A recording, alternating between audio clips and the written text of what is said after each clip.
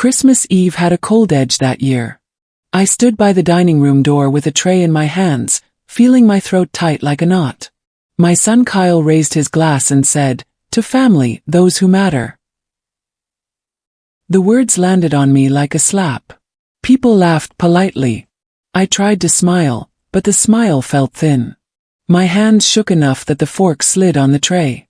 I had made the roast, the stuffing, the cranberry sauce the way Helen taught me. I had set the table with the good plates. I had tied ribbon on the napkins. I had hoped the evening might stitch something back together. Instead, Kyle's wife Sophie said, "This is an adults-only dinner, Joan. Maybe you can eat in the den." The room went quiet for a second, then soft chuckles. I felt each face like a weight. My late husband's chair sat empty at the head of the table. That empty chair felt louder than any voice. My chest thudded. A picture of me and my husband stood on the mantel, and for a moment I saw him as I remembered: strong hands, a warm laugh, the man who taught me to never give up.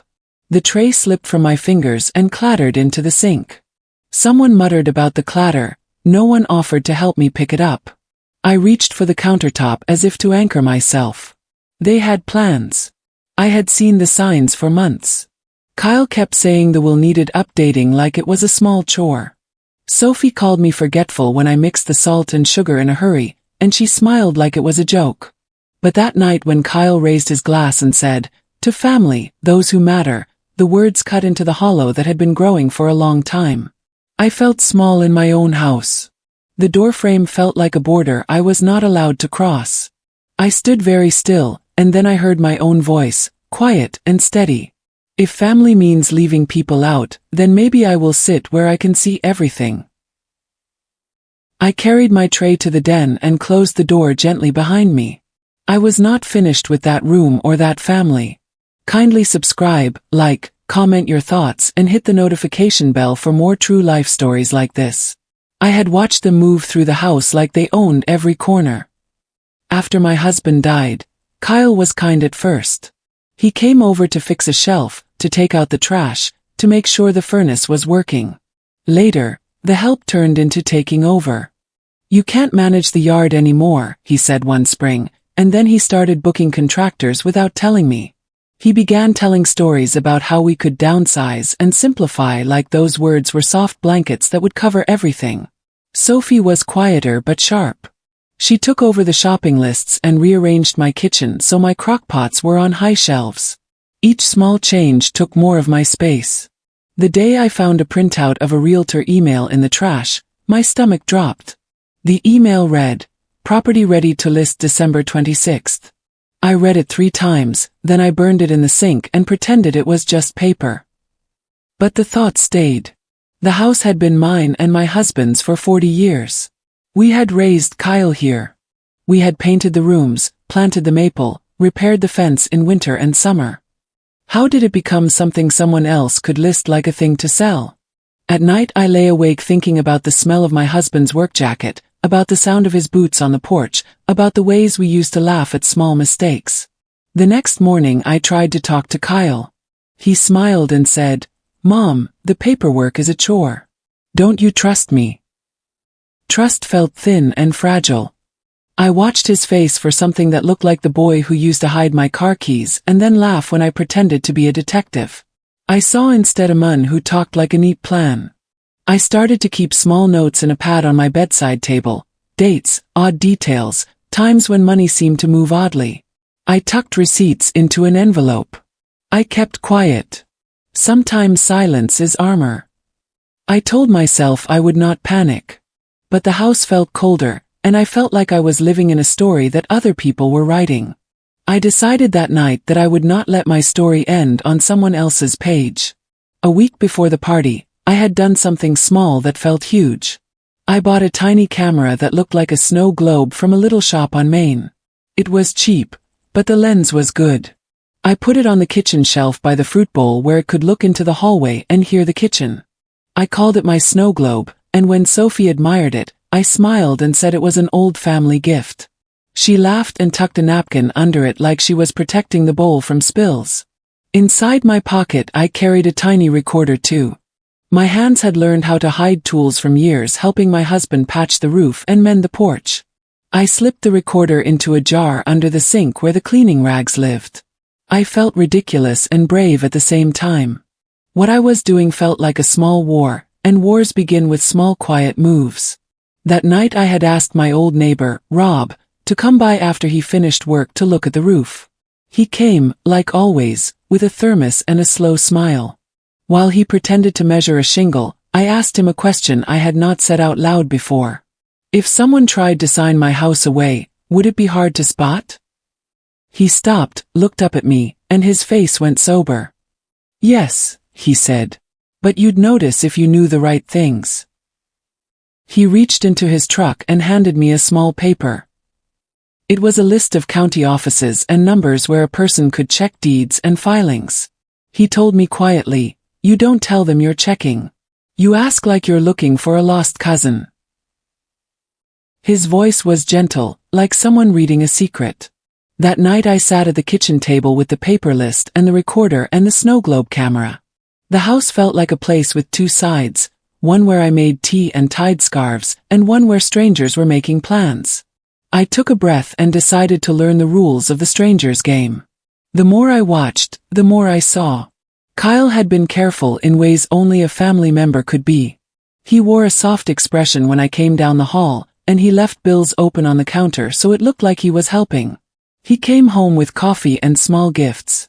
He signed his name on forms with neat loops, the same way he signed birthday cards. But he made mistakes too. He would slip a bank statement into a drawer and forget to take his fingerprints off the paper. Once he left his phone on the table and a notification flashed on the screen. It was a message from Marcus, realtor, with a draft listing attached. I learned the rhythm of their days, who came at noon, who called at 3, who ate leftovers without asking. I learned the pattern and I learned the gaps.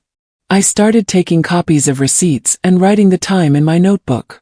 Dec 4th, 10:12 a.m., Kyle withdrew $2,000 from joint account. December 5th, 2:07 p.m., Sophie photographed deed page. The pages filled like a map. One evening I went to the county recorder's office myself. It smelled like paper and ink and the low hum of machines. A clerk with soft eyes typed in my address and pulled records for me. There was nothing listed for sale yet, but there were copies of forms that had my name in small, shaky handwriting on them.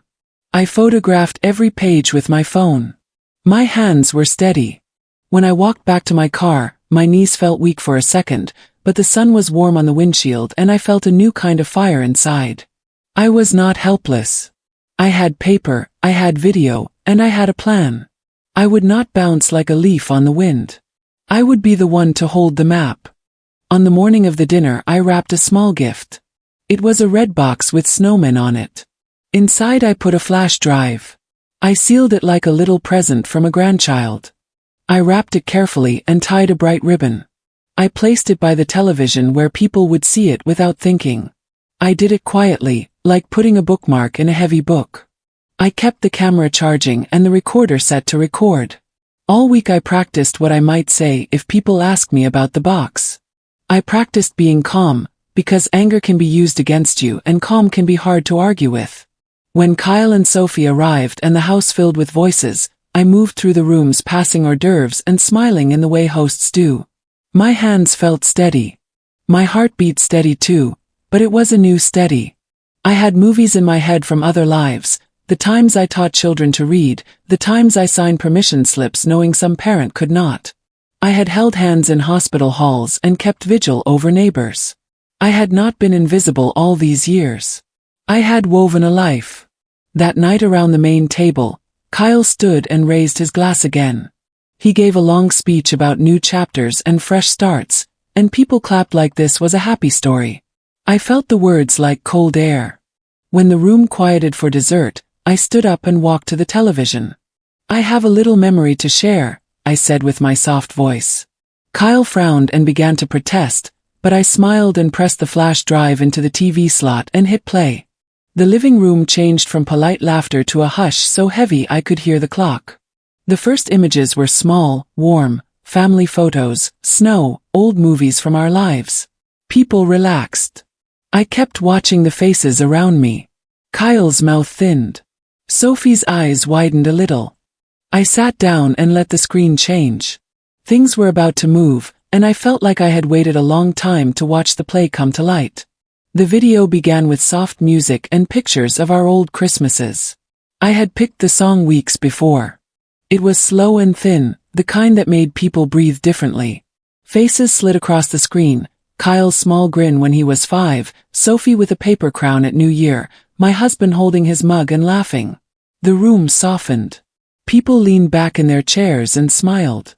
My chest felt warm because memory warmed me. For a moment I let myself live in those colors.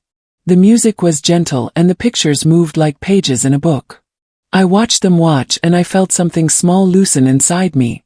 I wanted them to remember that we had been a family once, that love had not always been loud or mean. I kept my fingers folded in my lap so no one would see how they trembled. My husband's face came up on the screen, a younger man with lines at the corner of his eyes and soot on his sleeve from a long day at work. I remembered him humming while he fixed a pipe, remembered how he would wipe his hands on his pants and then kiss my forehead like it was the only place he knew. The music swelled and I let a slow, careful smile appear.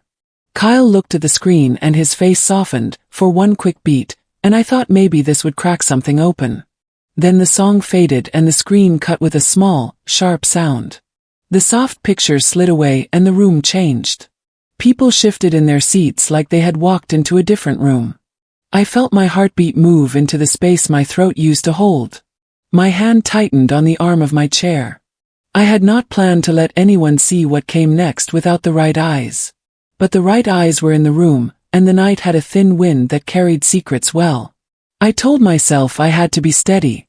I had to be a mirror. I had to let the truth be the light. The screen blinked and then a new scene appeared. It was the kitchen, our kitchen, from the angle of the snow globe camera. I felt the floor drop away for a second because the camera had caught something I had only guessed at before. The music stopped. The room was quiet enough that I could hear someone breathe.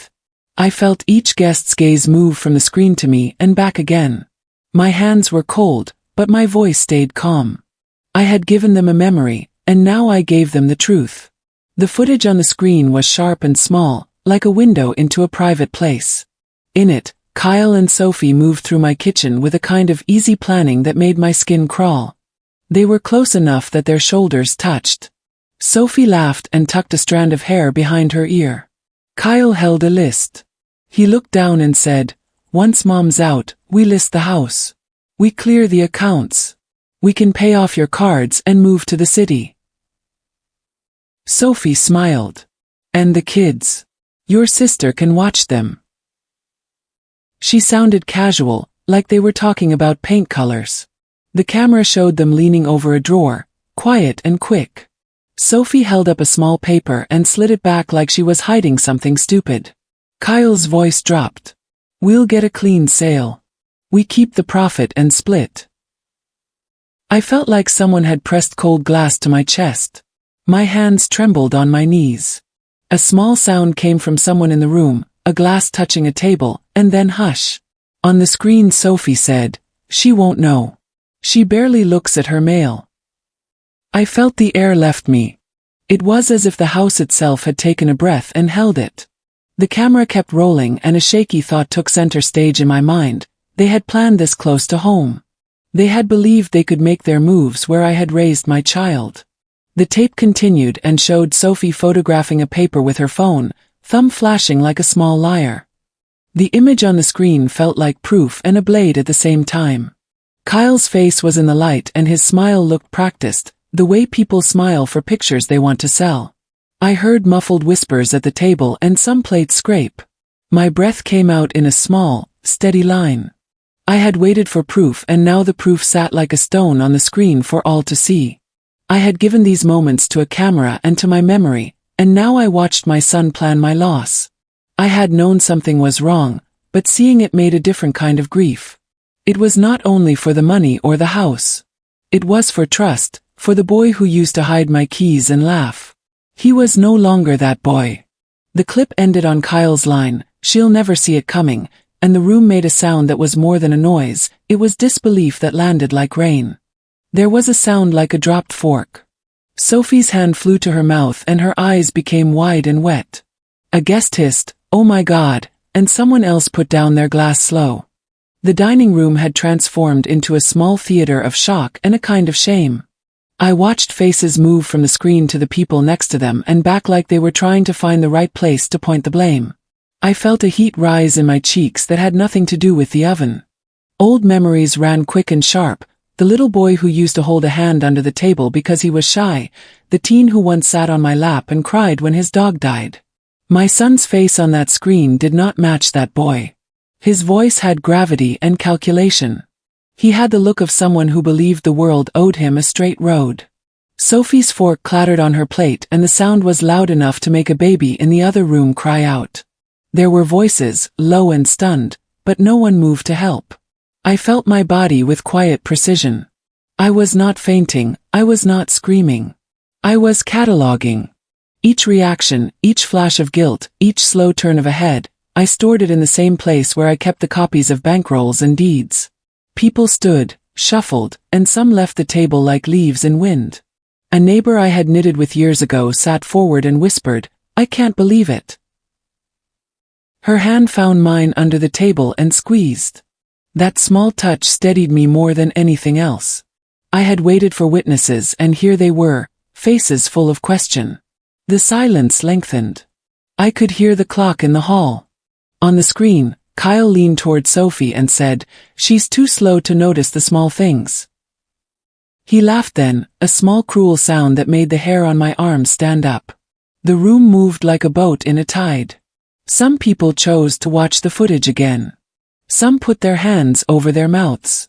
I felt something bittersweet. The truth was out, but the cost was my broken family. I had wanted proof not for revenge but to stop the theft. That proof had landed like a stone in the middle of our family meal and now the ripple spread to the edges of every face. I remembered the snow globe the day I bought it. The shop window had been frosted with fake snow and tiny lights. I had told myself it would look cozy on the shelf. I had not wanted to make enemies, but I also did not want to lose everything. My hands had held that globe and felt the glass smooth and cold. I had set it to face the kitchen entrance so it could see the drawer where the deed lived. It was small work, simple and quiet. I had placed it near the fruit bowl in plain sight, the kind of thing guests do not mind and children seldom touch. If Sophie noticed, she told herself it was only a little decoration. No one would pay it much mind. I had also hidden the tiny recorder in a jar where cotton rags lived.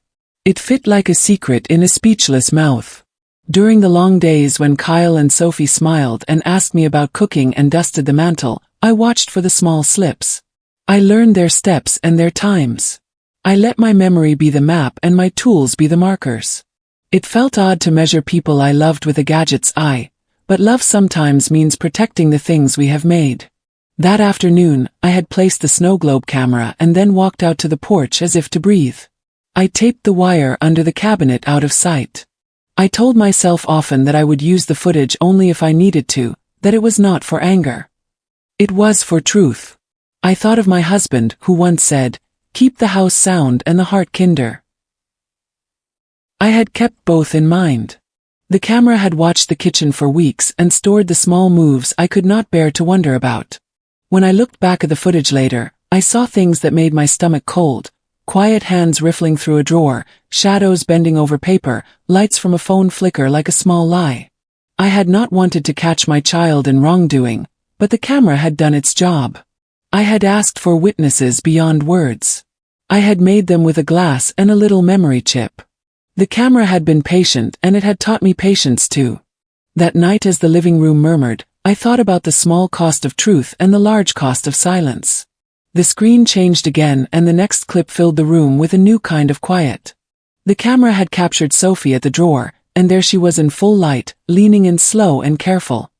Her hand moved like something rehearsed. She pulled out a page and held it as if she were studying it for paint colors. Then she lifted her phone and snapped pictures quick, a light flashing like the inside of an eye. I had seen how she hid things before, but seeing her with my deed made my chest hollow in a new way. The paper was my life's proof. It was the stubborn ink my husband and I had signed all those years ago. It was not just a sheet, it was the place where our work and nights and winters all lived on paper. I watched Sophie's face and saw a small triumph there that made my stomach turn. She whispered to herself, just in case, and slipped the phone into her pocket. The tape showed her replacing the paper like nothing had happened, but the camera recorded every second. The room in my house that used to be safe had been used as a stage for a lie. When the clip flicked off, the room filled with low talk. Someone said, "This is a crime." A man at the corner of the table, who had never liked secrets, stood up and went to the phone to call someone. Kyle's face went pale. He looked at me as if I had reached inside his chest and taken his plans out by the roots. He moved toward the TV and slapped his hand on the remote like he wanted to rip the world from the screen. In that movement his sleeve pushed the chair away and he snarled, "Turn it off." A coldness spread across his face, thinner and angrier than I had seen in years. My voice was soft and steady when I said, "Keep watching." I had waited for this moment for weeks and now it was here. The clip on the screen was not the end, it was the beginning of a truth that would not stop. The knock on the door came then, 3 sharp sounds that cut the air. People turned. For the first time that evening, no one laughed. The house seemed to hold its breath. I walked to the door and opened it a crack. A man in plain clothes stood there with a badge that shone dull in the room light. "Detective Reed," he said, and his voice was careful and kind. Behind him I could see the blue sweep of the patrol car through the window. I felt the room tilt like a boat finding shore. There were 100 things I did not want to lose, but there were only a few I had to save. The detective lifted his notepad and closed his eyes for a second like he was reading a poem. "We need to finish this video in private," he said. The words were soft but final. The air around me felt steady and true. The drawer in my house had been a place of safety, but that night it became a place of proof. I closed the door and led Detective Reed to the TV, because some truths must be watched to be believed. Detective Reed stood near the TV, his coat still wet from the snow. His calm voice filled the silence that had taken over the room. "Mrs. Peters, may I?" he asked, nodding toward the remote. I handed it to him, my hand steady this time. Kyle looked like he might explode. "You called the police on your own family," he hissed. His words hit the air like stones, but no one dared to pick them up. The detective pressed play. The video continued from where it had stopped, Sophie back in the kitchen, but this time, her tone was different. She laughed softly, cruelly, to Kyle. "She still thinks we love her," she said. "She has Northwest idea this place will be ours in a week." The laughter from the recording bounced through the room like something alive. Guests gasped, someone whispered, "That's awful." I sat perfectly still, my fingers gripping the arm of my chair. For weeks I had imagined this moment, but I hadn't realized how much it would hurt. I thought catching them would feel like victory. It didn't. It felt like losing the last piece of something I'd protected for too long. Detective Reed kept watching quietly. When the video ended, he turned to the room. "This footage provides evidence of forgery, coercion, and possible elder fraud." His voice was even, but every word was a small earthquake. Kyle tried to speak, but Reed held up a hand. "Mr. Peters, I'll need you to remain seated." The guests stared at the table, no one willing to meet my eyes. "I invited you tonight," I said quietly, "because I wanted everyone to see who I really am and who they really became." My voice didn't shake. It surprised me how strong it sounded. Sophie started to cry, big heavy sobs that made her makeup streak. Kyle's jaw locked tight. "You'll regret this," he said. "No," I answered. "I regretted trusting you." The detective reached into his coat pocket, pulling out a small folder. "Mrs. Peters," he said softly, "thank you for cooperating. We've been reviewing reports from your bank. You were right to reach out." I didn't look at Kyle or Sophie then. I just stared at the TV, where the frozen image of my husband holding baby Kyle still lingered, a reminder of what family used to mean. Reed motioned for one of the officers waiting by the door to step inside. The young officer looked uncomfortable, glancing around at the guests who sat like statues. We'll need to finish reviewing this footage at the station, Reed said. Mrs. Peters, could you tell us where you found this recording? In my kitchen, I said simply. It's a snow globe. I bought it to remember what peace looked like. That earned a few nervous chuckles from the guests, but they died quickly. Reed nodded approvingly. You've done our work for us, he said. Sophie stood up suddenly. This is insane. You can't just come into our home, my home, I corrected. Reed's voice cut through her protest. Ma'am, please sit. She did. Her face had lost all color, her hands clutching the edge of the tablecloth so tightly her knuckles turned white. Kyle tried to stand, too, but the younger officer placed a firm hand on his shoulder. Please, sir. The next video clip played automatically, the one I hadn't even remembered including. It showed me sitting at the same table weeks earlier, smiling politely as Kyle handed me papers. It's just some tax forms, Mom. Sign here. I hadn't signed then, I had pretended I couldn't find my glasses. The footage switched angles to the nanny cam view of him later that night, muttering, she'll sign eventually. Old people always do. That was the moment the guests collectively gasped.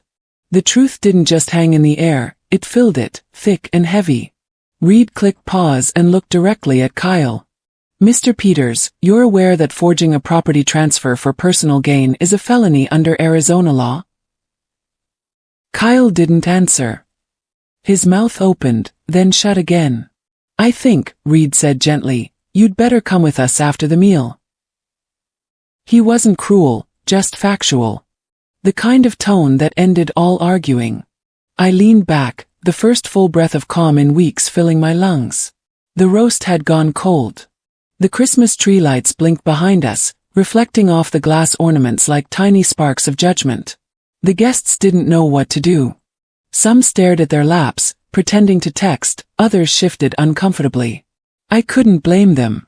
No one comes to Christmas dinner expecting a live confession of fraud. The video continued, each clip more damning than the last.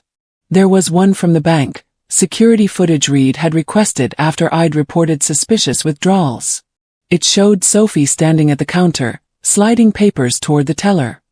She was calm, smiling even.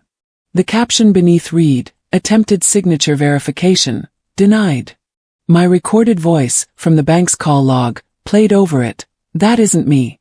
I didn't authorize this. Sophie buried her face in her hands. Kyle muttered something I couldn't hear. Reed looked at them both with the patience of someone who had seen every kind of lie. You had time to stop, he said softly. You just didn't. The last clip showed something that broke me a little, me, in the kitchen, humming to myself while cooking. The camera had caught me telling my late husband's photograph, "We'll get through this, Harold. I promise." A small sound escaped my throat, part laugh, part sob. Reed looked away, giving me privacy in front of the very people who had stolen it. Mrs. Peters, he said finally, we'll take this evidence with your permission.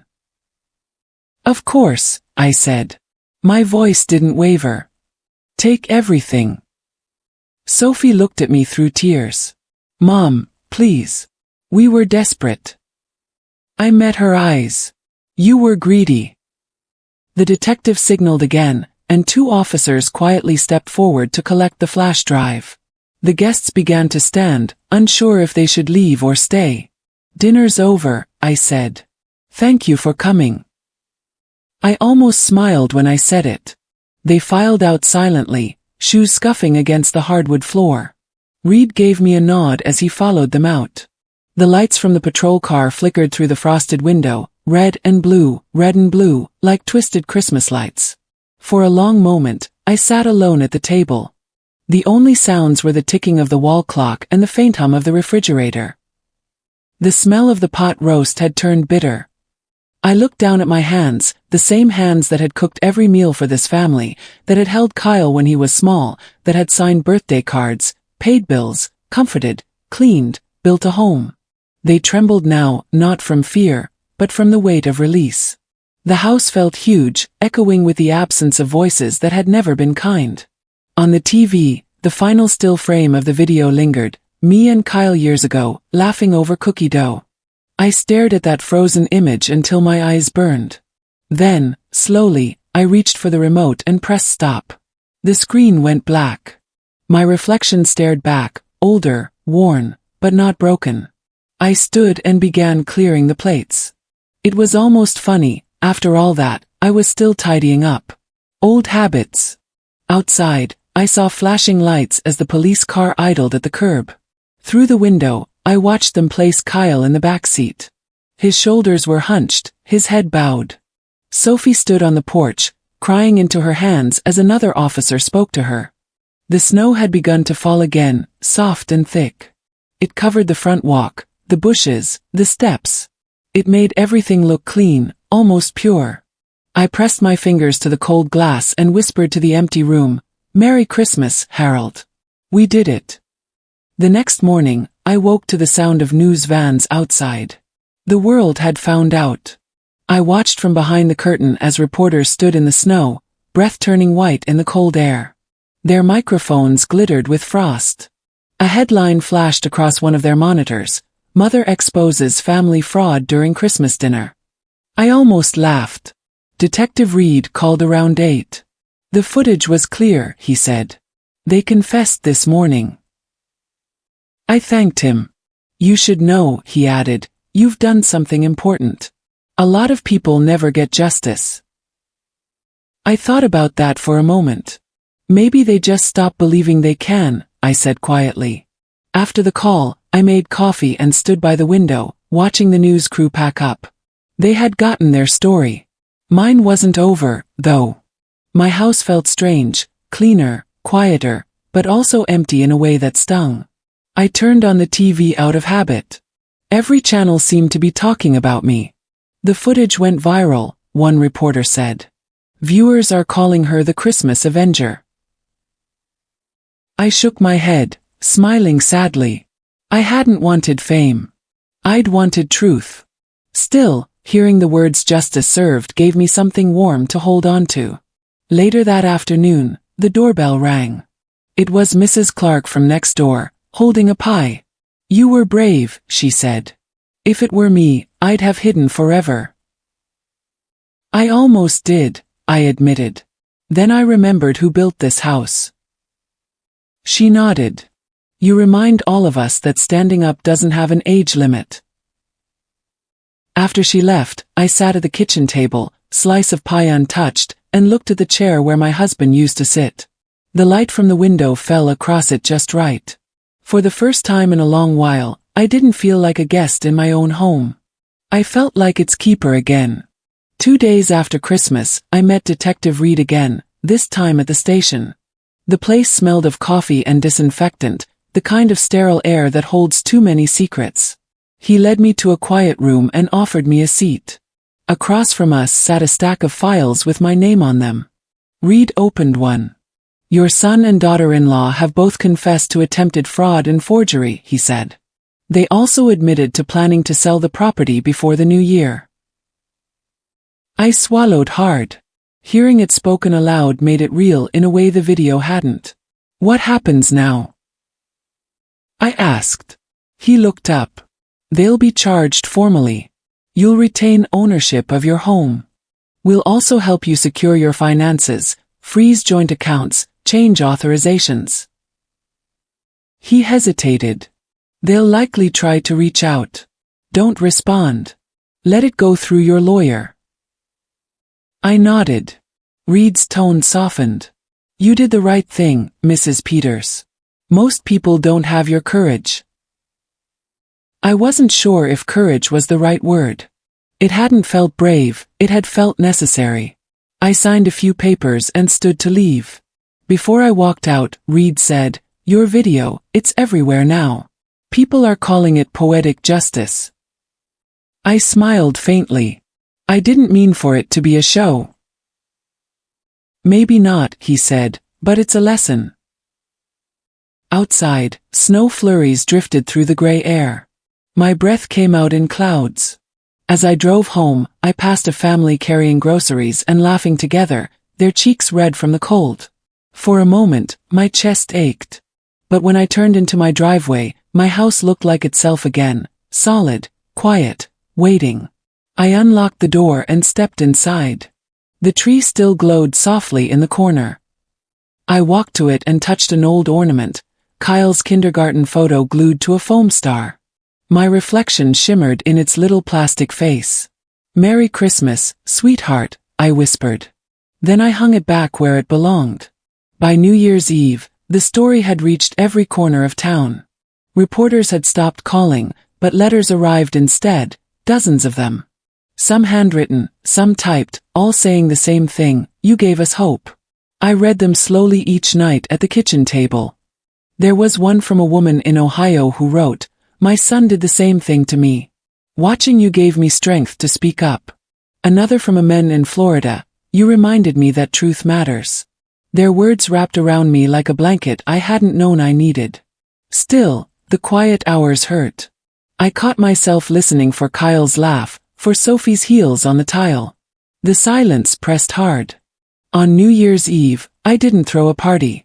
I made tea and sat on the porch, watching the neighborhood fireworks flicker above the snow. The maple tree in my yard glimmered with frost, its branches bowing under the cold. I thought about the coming year, about what rebuilding meant. The next morning, I opened a new notebook. On the first page I wrote, "Lesson 1, the truth can be ugly, but it's still worth showing." Then I smiled. I didn't know yet what the next lessons would be, but I had time to find out. Around noon, Mrs. Clark knocked on the door again. She brought soup and stayed for an hour. We talked about everything but the scandal. When she left, she said, "Don't let what they did make you afraid to love again." I promised her I wouldn't, even though I wasn't sure I could keep that promise yet. That night, I turned on the TV. The replay of my story appeared again, footage of me at the table, the shocked guests, the detective.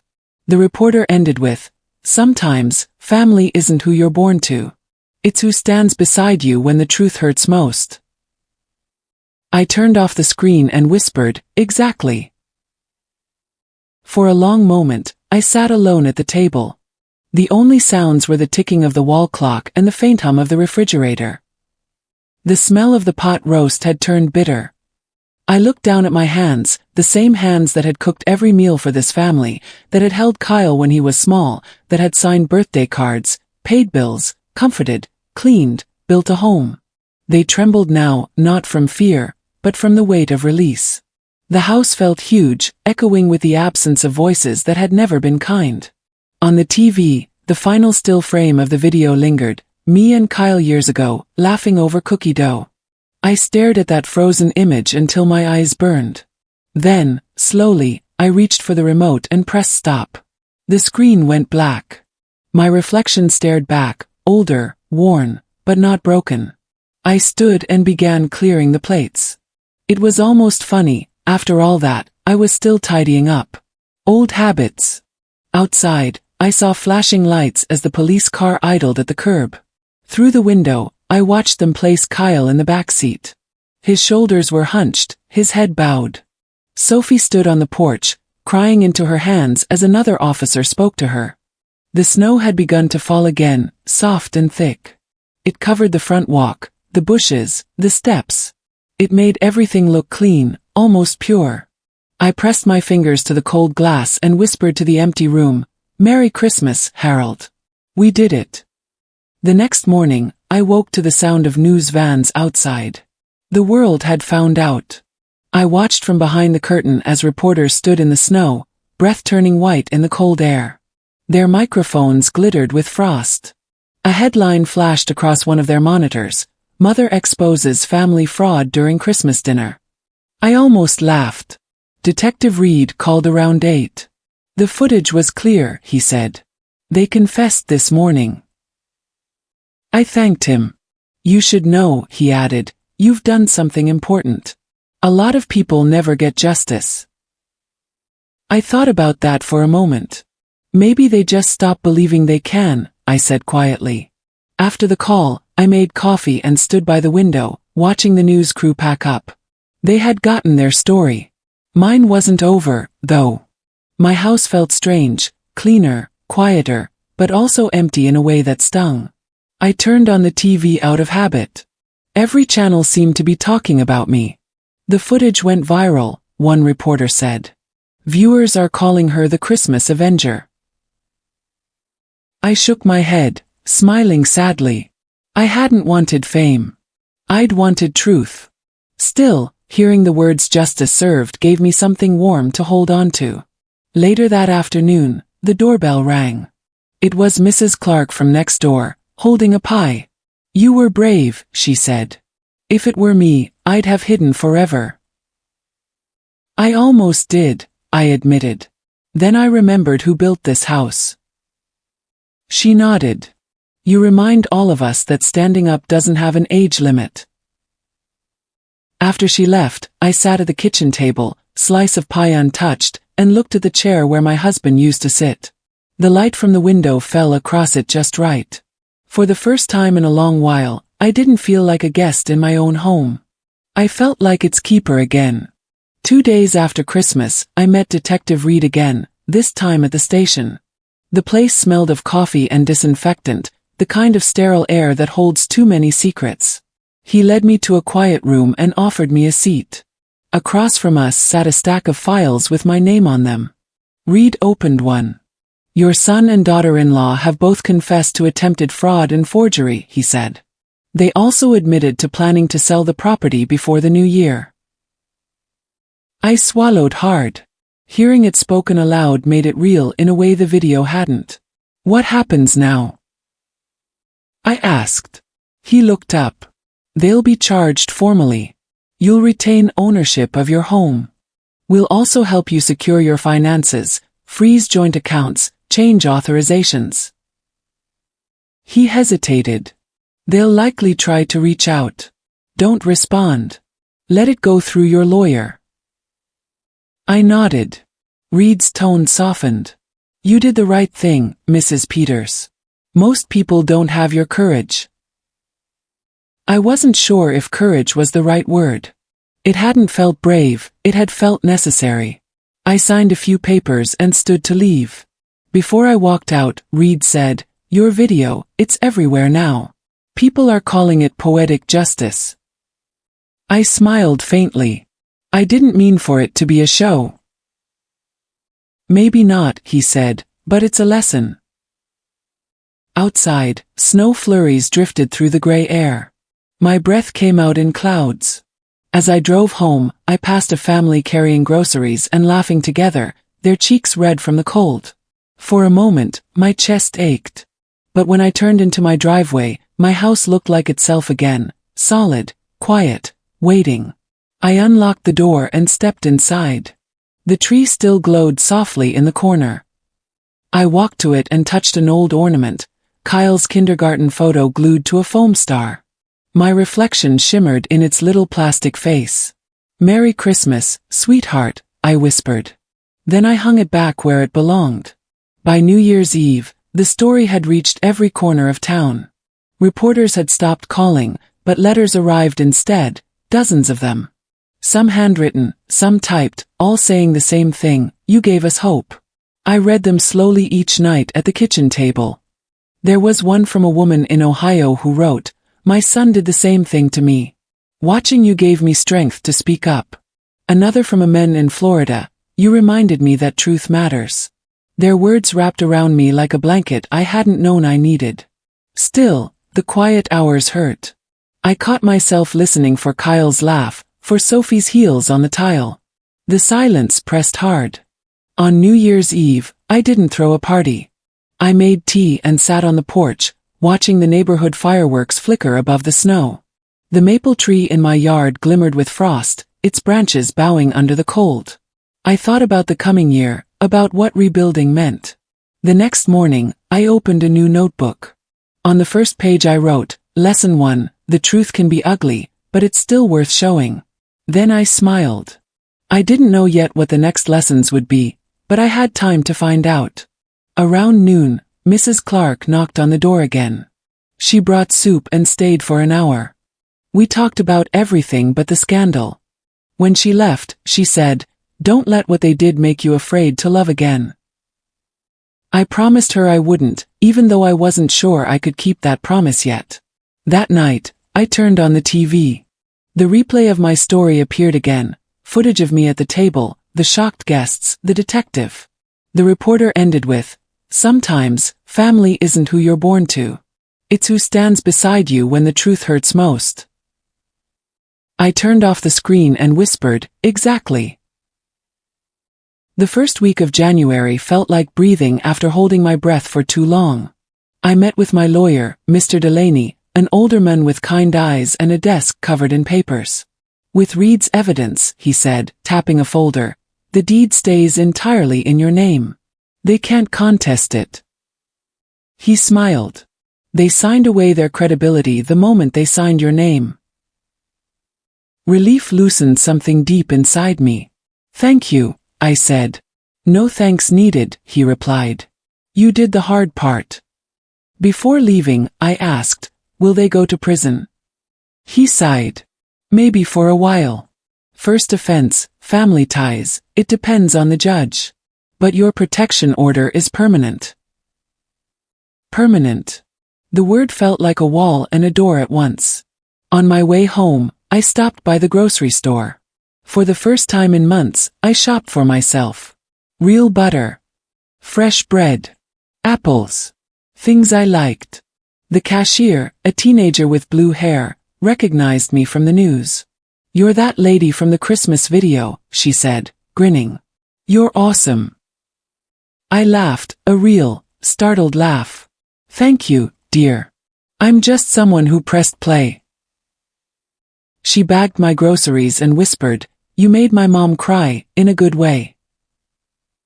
That night, I cooked dinner just for me. I ate at the head of the table, where my husband once sat, and said aloud, "For both of us." The house was quiet, but it didn't feel empty anymore. The quiet now felt earned. When I washed the dishes, I caught my reflection in the kitchen window. Tired eyes, yes, but stronger. I thought of all the years I'd lived in this house, all the memories carved into its walls. No one could take that from me again. A few days later, there was a knock on my door. When I opened it, Detective Reed stood there, smiling slightly. "I wanted to drop off some paperwork," he said, holding a brown envelope. "The case is officially closed." I stepped aside. "Come in, Detective." He removed his hat, brushed snow from his shoulders, and sat at the table. "How are you holding up?" he asked. "Better," I said honestly. "The quiet's different now." He nodded. "That's how peace sounds." He handed me the envelope. Inside are the final documents, proof of ownership, the case report, and the footage copy. You might want to keep it somewhere safe. I looked down at the envelope, the black letter spelling out my name, and felt my throat tighten. "Thank you," I said softly. He stood to leave but hesitated. "You know," he added, "what you did, it wasn't just justice. It was a warning. You saved more than just yourself." His words sat with me long after he left. Later that evening, I opened the envelope and looked at the papers. Each stamp, each signature, felt like a heartbeat. My house. My name. My freedom. I placed the envelope in the same drawer Sophie once rifled through, now locked with a new key. Then I lit a candle by the window, a small flame flickering against the glass. The snow outside glowed orange in its light. I thought about the detective's words, "You saved more than just yourself." Maybe he was right. Maybe standing up wasn't only about survival. Maybe it was about reminding others that they could too. By mid-January, life had settled into something simple. I woke early, made coffee, and listened to the morning news. The story still ran occasionally, but each time it faded a little more. I was grateful for that. The house was mine again, not just in paper, but in spirit. I rearranged furniture, painted the den pale yellow, and donated boxes of things that no longer felt like me. One afternoon, while cleaning, I found an old Christmas card Kyle had made when he was 8. "To Mom, you're the best. I'll always take care of you." The handwriting was messy and sweet. I sat on the floor, the card in my lap, tears stinging my eyes. For a long time, I didn't move. Then I placed the card back in the drawer, beside the legal papers. Both parts of my story, the promise and the betrayal, would stay together. That night, I invited Mrs. Clark and a few neighbors over for dinner. The laughter in my kitchen sounded new, light. No hidden meanings. No shadows. As the evening wound down, Mrs. Clark raised her glass. "To Joan," she said, "for reminding us that truth doesn't retire." The others laughed and cheered. I smiled, feeling warmth spread through me. Later, when the house was quiet again, I sat by the window watching the snow fall. The world outside glowed under the streetlights. I whispered to the dark, "You said I wasn't family, Kyle. But I still know what family means." I lifted my mug of cocoa in a small toast to no one but myself. "Here's to beginnings," I said. By February, court hearings had begun. The courthouse was an old brick building downtown, with tall windows and a smell of dust and paper that reminded me of my teaching days. I took the stand once, just to confirm the evidence was mine. Kyle sat across the room, thinner than I remembered, his suit wrinkled. Sophie avoided my eyes completely. When the judge asked if I wished to make a statement, I said simply, "I only want my name back." The prosecutor nodded. "You have it, Mrs. Peters." Afterward, as we filed out, Sophie brushed past me in the hall. "You ruined our lives," she said, voice low. "You did that yourself," I answered, not unkindly. Kyle didn't speak. He just stared at the floor. Outside, reporters waited again, cameras ready, voices echoing. One woman shouted, "Mrs. Peters, what will you do now?" I paused, looking at the courthouse steps shining with melting snow. "Live," I said. "That's all." The trial ended quickly. Both of them accepted plea deals, 2 years each, probation, restitution, counseling. When the gavel fell, I didn't cheer. I just closed my eyes and let the sound of finality sink in. That night, I walked through my house touching everything like it was new again, the smooth banister, the worn table, the framed photo of my husband. I whispered, "It's finished." But even then, I knew the story wasn't really over. Closure, I'd learned, isn't a door that shuts. It's a window you open every morning, choosing to breathe. Spring came early that year. The snow melted fast, leaving muddy patches of earth that smelled like hope. I started gardening again, hands deep in soil, feeling its warmth. Neighbors stopped by more often now. Some brought seeds, some just wanted to talk. "You're stronger than all of us," Mrs. Clark said one morning as we planted tulips. I smiled. "No, just stubborn." The townspaper ran one more article, "Local woman inspires seniors to protect their homes." It quoted something I'd said months before, "Silence helps thieves more than it helps peace." I didn't realize I'd said it, but it sounded true. People began calling me to ask how I'd caught them. I started small meetings at the library, 5 people at first, then 10, then 20. We talked about paperwork, about trust, about keeping eyes open. It wasn't revenge anymore. It was purpose. One night after a session, I stayed behind, stacking chairs. A man approached me, maybe 60, hat in hand. "My daughter's been taking my checks," he whispered. I didn't know what to do. I handed him a notepad. "Start here," I said. "Write down everything." He nodded, tears in his eyes. When he left, I sat alone in that quiet library, realizing I'd turned pain into something useful. Lesson 2, I wrote later that night.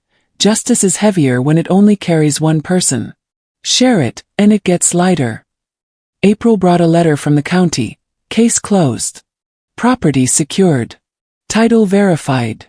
The envelope was plain, but I held it like gold. That same week, I received another letter, from Kyle. I stared at his handwriting for a long time before opening it. "Mom," it began, "I don't expect forgiveness. I just want you to know I'm sorry. I thought I was helping. I wasn't. I hope someday you'll remember who I used to be." The words blurred as I read them. I didn't know what to feel, anger, sadness, pity. Maybe all of them. I folded the letter and placed it in my notebook under a new heading. Lesson 3. Forgiveness is a door you open for yourself, not for them. I didn't write back. Not yet. That evening, as the sun sank low, I walked to the maple tree. Its branches were heavy with new leaves. I ran my hand along its bark. We made it, I whispered. The breeze answered softly, stirring the air. Inside, I baked a pie for the first time in months, blueberry, his favorite. Not because I missed him, but because I missed who he used to be. I cut a single slice, set it by the window, and let the rest cool for the neighbors. Some memories, I decided, are best shared. Summer arrived with long, warm days and the steady hum of peace. I'd joined the community center's board by then, helping organize workshops for seniors. We called the program Keep What's Yours. The first session drew 50 people. I stood at the front of the room, palms open, telling my story again, not the viral version, just the truth. Faces nodded, eyes wet. Afterward, an elderly couple hugged me. You saved our home, they said. We almost signed papers we didn't understand. Their gratitude filled me more than any headline ever had. When I returned home that evening, the air was thick with the scent of lilac. I sat on my porch, lemonade in hand, and watched kids ride bikes down the street. For the first time, laughter didn't make me flinch. I thought of Harold, my husband, and smiled. He'd always said, make lessons out of what hurts. I had. Lesson 4, you can lose trust, but you can't lose worth. That night, I took the framed deed from its drawer and hung it by the front door. Not as a trophy, but as a reminder. This house wasn't just wood and walls. It was proof that strength could rebuild itself. By autumn, the trees burned gold again. The anniversary of that night crept closer. Mrs. Clark insisted we celebrate. You need to mark how far you've come, she said. So I baked, cleaned, and invited everyone who'd stood by me. The evening was warm, laughter easy. I looked around the table and saw a new kind of family, neighbors, friends, even Detective Reed, smiling shyly at the end of the table. When dessert came, Mrs. Clark raised her glass. To Joan, she said, who showed us that truth, once spoken, never fades. Everyone clinked glasses, and for the first time, I felt pride without pain. Later, when the guests had gone, I stepped onto the porch. The maple tree shimmered under the porch light. I thought about the year, how it began in betrayal and ended in belonging. I whispered into the quiet, Lesson 5, the best revenge is a life lived without fear. The wind rustled the leaves like applause. I smiled, closed the door, and finally turned out the lights, knowing the house, and I, were truly home again. By the next winter, my story had traveled farther than I ever imagined. Local channels had stopped calling, but national ones began reaching out, morning shows, magazines, podcasts. Most requests I turned down, but when Good Morning America called, I said yes. I wanted people to see what elder fraud looked like, not just numbers, but faces. They sent a crew to my house 2 days before Christmas. Lights, cameras, makeup, the works. Just speak naturally, the host told me. Tell us what that night felt like. I did. I told them about standing in my own kitchen while my son planned to sell the roof over my head. I told them about pressing play and watching the truth fill the room. When the interview aired, messages poured in again, thousands this time. You gave me courage. You reminded me to check my accounts. You saved my mother. I sat on the couch reading them until my eyes blurred. It wasn't fame that moved me. It was connection. The story wasn't about revenge anymore.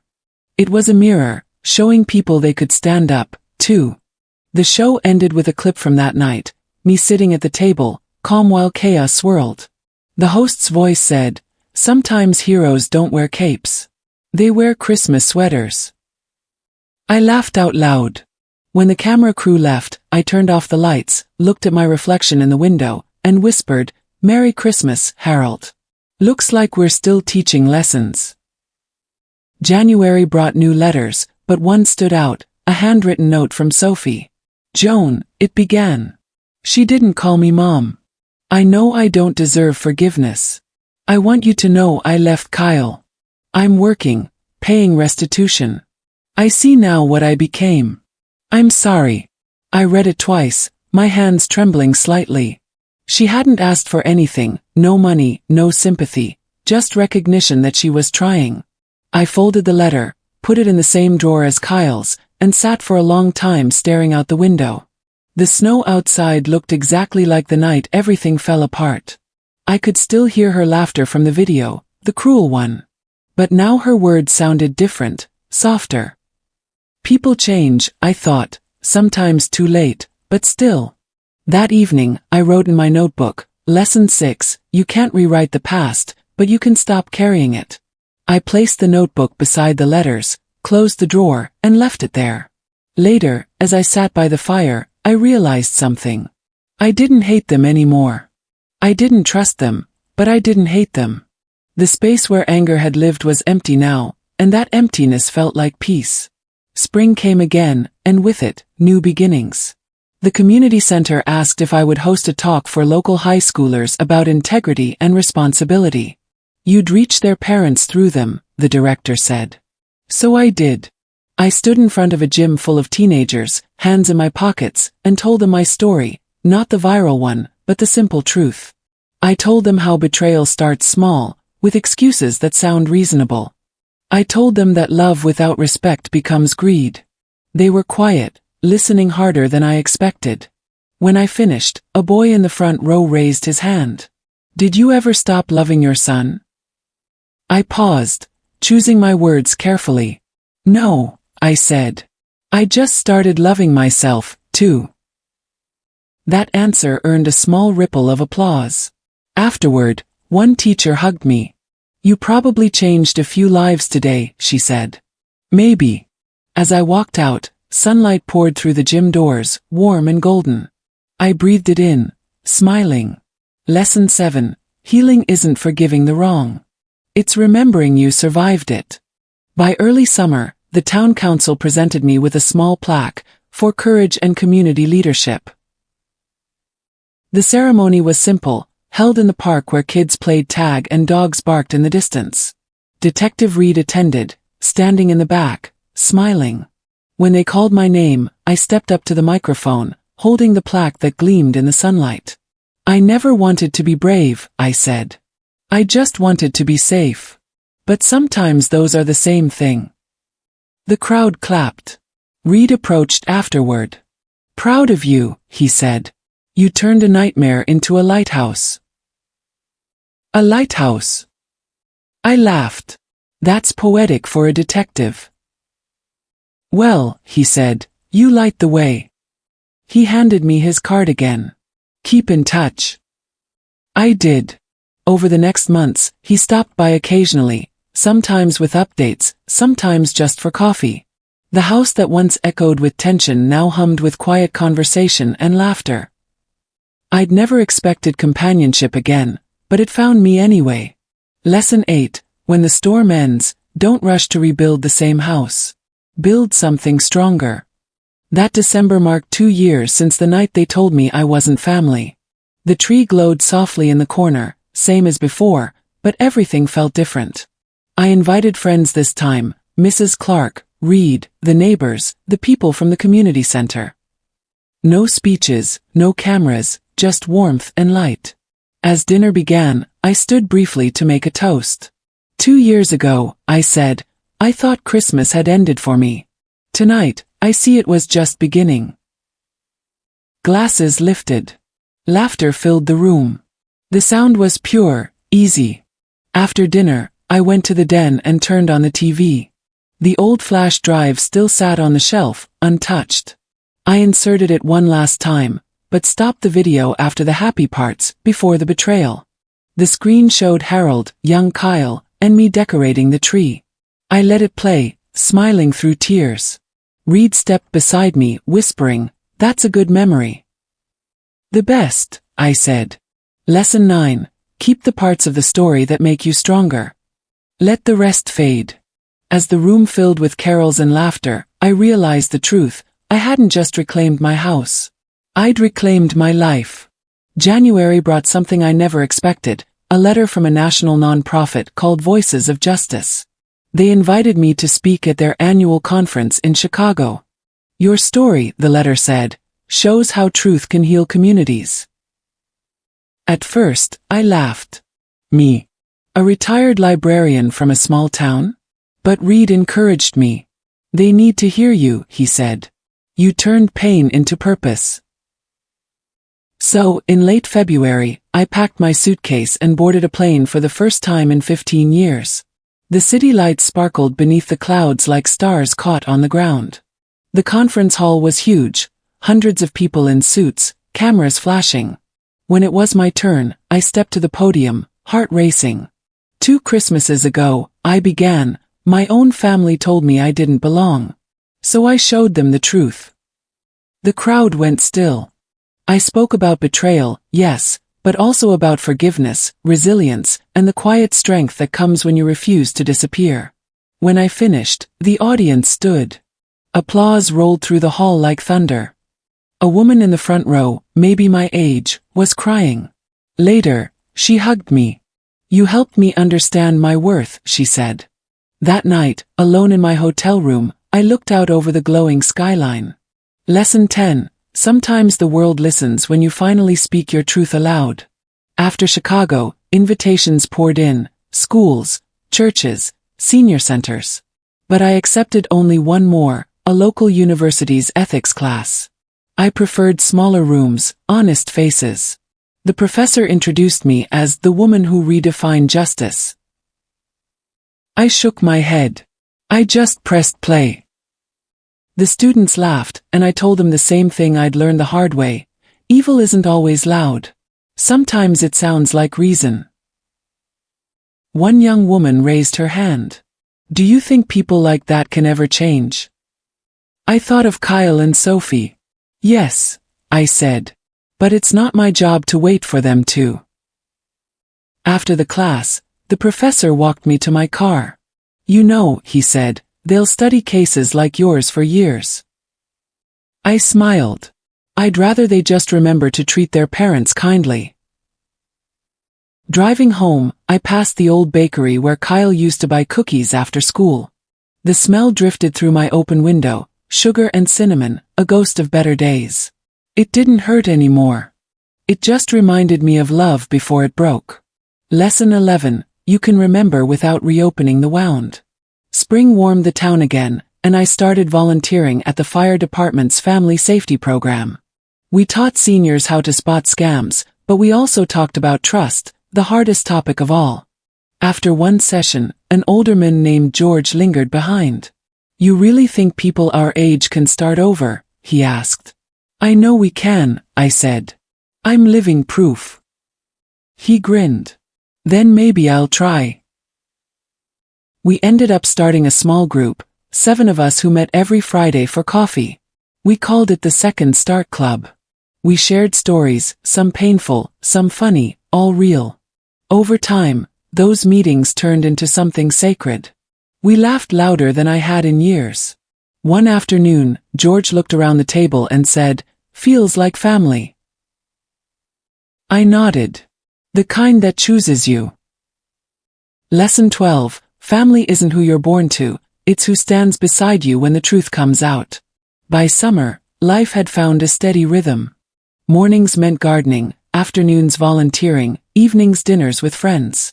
Peace had a sound now, the clink of dishes, laughter from the porch, the steady hum of belonging. Then one day, a delivery arrived, a framed certificate from Voices of Justice. It read, "For reminding the world that truth is love spoken out loud."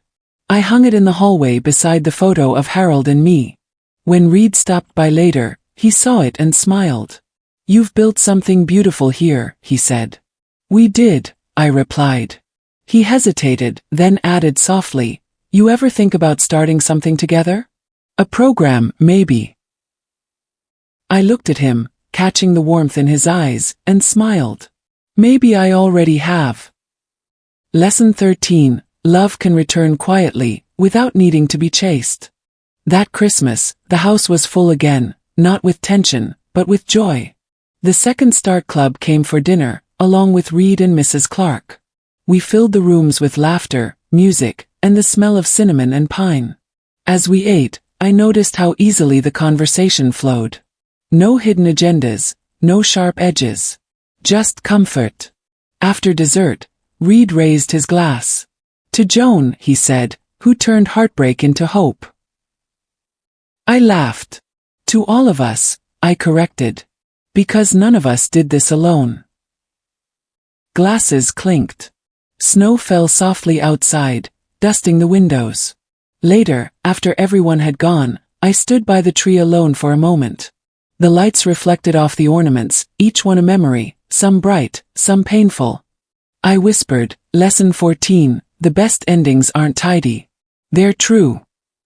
Then I turned off the lights, leaving only the glow of the tree. The house felt alive, not with ghosts, but with peace finally earned. Early spring came again, bright and calm.